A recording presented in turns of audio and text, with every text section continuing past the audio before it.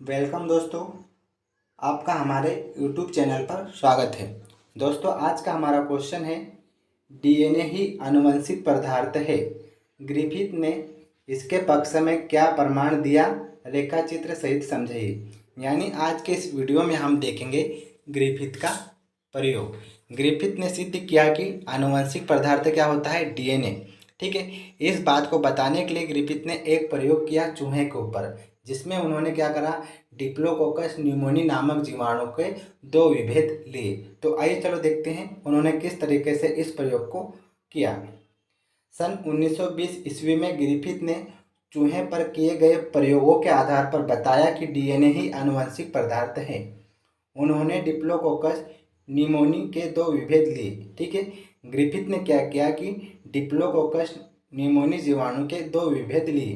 पहला विभेद था डिप्लोकोकस न्यूमोनी का उग्र विभेद, यानी एस स्ट्रेन वाले डिप्लोकोकस, जो कि निमोनिया रोग पैदा करने में सक्षम थे। दोस्तों, हमें याद रखना है कि जो पहला विभेद था, यानी एस स्ट्रेन वाला या उग्र विभेद जिसे हम कहते हैं, ठीक है, ये कैसा विभेद था? ये निमोनिया रोग पैदा करने में सक्षम था। दूसरा अनुग्र विभेद, यानी आर स्ट्रेन वाला, जो निमोनिया रोग उत्पन्न करने में सक्षम नहीं था। इन दोनों का प्रयोग चूहे के ऊपर किया। ठीक है, तो हमें याद रखना है, ग्रिफिथ ने डिप्लोकोकस न्यूमोनिया के दो विभेद लिए। पहला विभेद था उग्र विभेद, जो क्या करता था कि निमोनिया रोग उत्पन्न कर सकता था। दूसरा लिया उन्होंने आर स्ट्रेन, यानी अनुग्र विभेद, जो निमोनिया रोग उत्पन्न नहीं करता था। अब इन्होंने क्या करा, इन दोनों विभेद का बारी बारी से चूहे के ऊपर प्रवेश करवाया। पहले प्रयोग में इन्होंने निमोनिया पैदा करने वाले डिप्लोकोकस न्यूमोनी के उग्र विभेद, यानी एस स्ट्रेन को चूहे के अंदर प्रवेश करवाया, तो उसे निमोनिया हुआ, यानी चूहा मर जाता है। ठीक है, पहले प्रयोग में उन्होंने क्या करा कि उग्र विभेद को, ठीक है, जो डिप्लोकोकस न्यूमोनी जीवाणु था उसका जो उग्र विभेद था उसको चूहे के अंदर प्रवेश करवाया, तो उन्होंने देखा कि चूहा मर जाता है। अब दूसरे प्रयोग में उन्होंने क्या किया, निमोनिया पैदा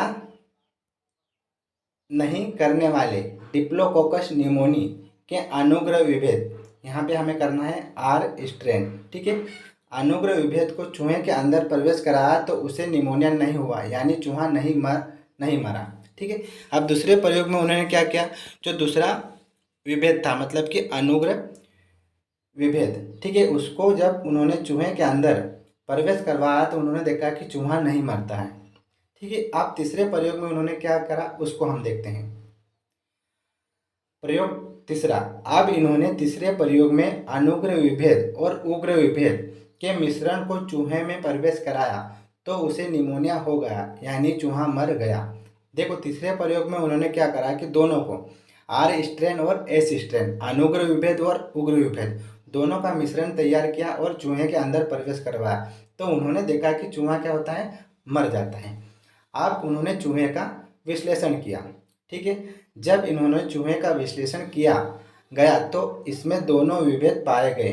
यह इस बात को प्रमाणित करता है कि उग्र विभेद में कोई ऐसा पदार्थ था जिसने अनुग्र विभेद यानी आर स्ट्रेन को उग्र विभेद यानी एस स्ट्रेन में बदल दिया।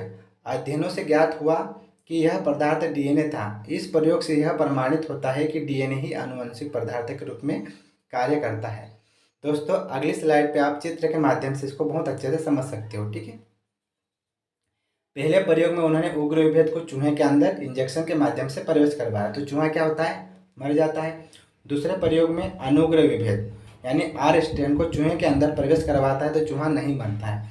और तीसरे प्रयोग में उन्होंने इन दोनों को, ठीक है, इन दोनों को क्या करा, यहाँ पे मिश्रित करके उनका मिश्रण तैयार किया और चूहे के अंदर प्रवेश करवाया, तो उन्होंने देखा कि चूहा मर जाता है। ठीक है, जब इस चूहे का विश्लेषण किया गया, तो उनको मालूम पड़ा कि इस के अंदर दोनों विभेद उपस्थित है।